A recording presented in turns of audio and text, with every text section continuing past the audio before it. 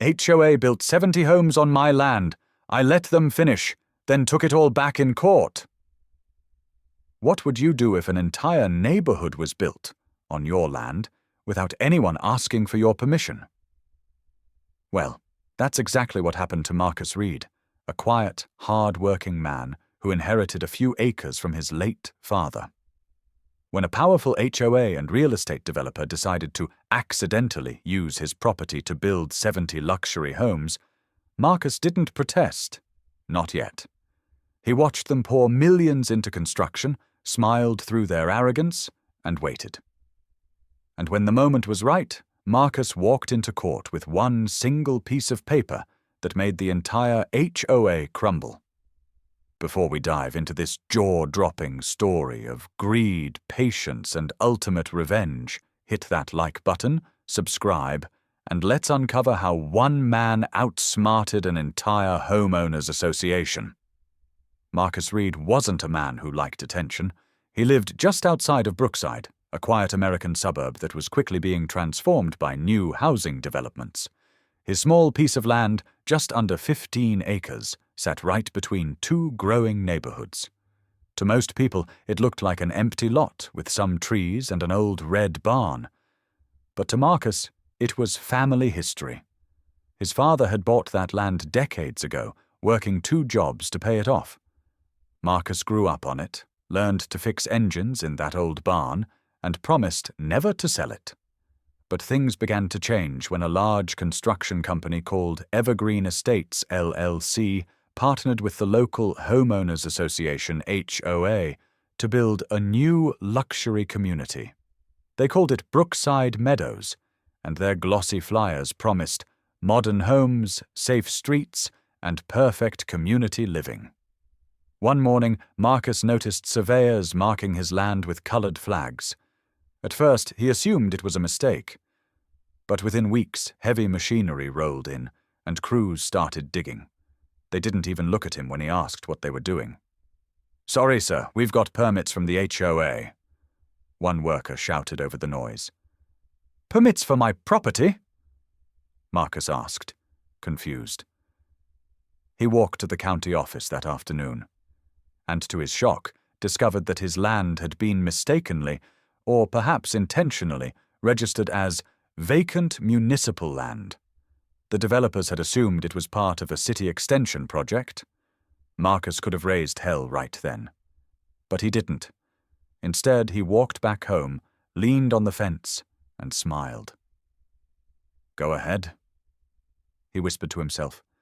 "Build your dream homes." Months passed, and the once quiet field became a bustling construction site. Foundations were laid, houses framed, and streets paved.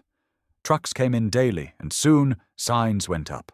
Phase 1, sold out. Marcus would sit on his porch every morning, sipping coffee and watching the chaos unfold. The new HOA president, Linda Hartman, was a sharp-dressed, power-hungry woman who treated the neighborhood like her kingdom. She once approached Marcus while he was repairing his fence. "You know, Mr. Reed," she said with a fake smile, "you might want to clean up this old barn of yours. It's making the new homes look cheap." Marcus raised an eyebrow. "The barn's been here longer than your HOA," he said calmly. Linda frowned. "Well, this area's under our community guidelines now. I'll send you an HOA violation notice." True to her word, a week later, Marcus received a bright orange envelope labeled HOAVIOLATION, UNSAFESTRUCTURE. He laughed, set it aside, and kept working. By mid-year, 70 homes stood proudly across his land. Families started moving in, kids played in the streets, and homeowners paid their HOA fees to Linda's office. No one, not even the real estate company, questioned the ownership. Marcus quietly paid his property taxes, as he did every year. The record still listed him as the sole owner of the land, beneath all those houses. Then, one morning, the HOA sent another notice, this time accusing Marcus of trespassing on community property. That was the moment Marcus decided it was time. He gathered his documents, the original deed, tax receipts, and a survey map from the county archives, and began preparing for the show that would bring the entire HOA empire crashing down. Linda, the HOA president, called the police on Marcus one afternoon when he was simply walking near his own barn. 2 officers showed up, with one politely explaining, "Sir, the HOA claims you're trespassing on private property." Marcus chuckled and handed them a copy of his land deed. Private property? That's funny. This land's been mine since 1985. The officers looked at each other, clearly unsure what to do. One of them said, "We'll forward this to the city attorney." Within days, word spread through the community that Marcus was claiming ownership of the land under their homes. Panic began to ripple through the neighborhood. Homeowners knocked on his door, desperate for answers. "Is this true? Can you really take our homes?" One woman asked, holding her baby. "I don't want your homes." Marcus said gently, "But I do want justice." The HOA tried to intimidate him with lawyers, but they underestimated who they were dealing with. Marcus hired a real estate attorney, John Carter, who specialized in property fraud. Together, they compiled years of tax receipts, boundary maps, and county clerk signatures, undeniable proof that Marcus was the rightful owner. When the case reached court, the judge reviewed the evidence carefully. The HOA's lawyer argued that Marcus had abandoned the land and that eminent domain applied. But Marcus's attorney calmly presented the original survey map, showing that every house in Brookside Meadows was indeed built on Marcus's property. The courtroom fell silent as the judge turned to Linda and said, "You built an entire neighborhood on land that doesn't belong to you." Linda's face turned pale. Marcus just sat back, hands folded, the faintest smile on his face. The judge ordered a full investigation into Evergreen Estates and the HOA's permit process. What followed next was pure chaos. News outlets picked up the story within hours. HOA builds 70 homes on wrong property, owner takes them to court. The homeowners were furious, not at Marcus, but at the HOA and the developers who'd deceived them. Lawsuits started pouring in. Banks froze funding, and the developer's CEO resigned overnight. Linda tried to play the victim in interviews, claiming it was all a clerical error.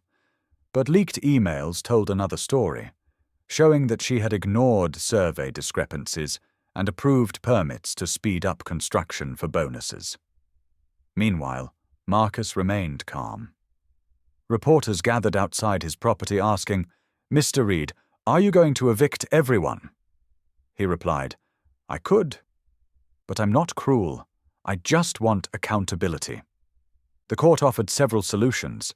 The city could buy the land from Marcus at full market value, or the HOA could pay restitution through a structured settlement. But Marcus had one final move.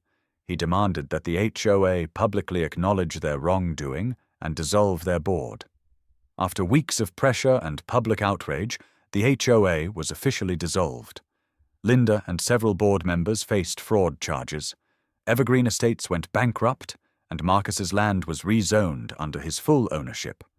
He could have walked away with millions in settlement money, but Marcus instead used a portion of it to build a community park on his land, a place where families could gather freely without HOA control. When asked why, he simply said, "My father taught me something.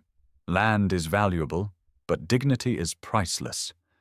Months later, the new Brookside Park opened with laughter, food trucks, and music. Many of the same families who once lived under the HOA's rule now came to thank Marcus personally.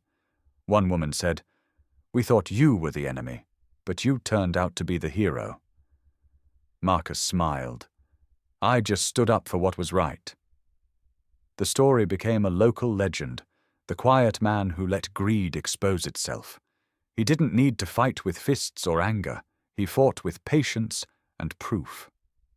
As the sun set over the new park, Marcus stood near the old barn, now restored and turned into a community center.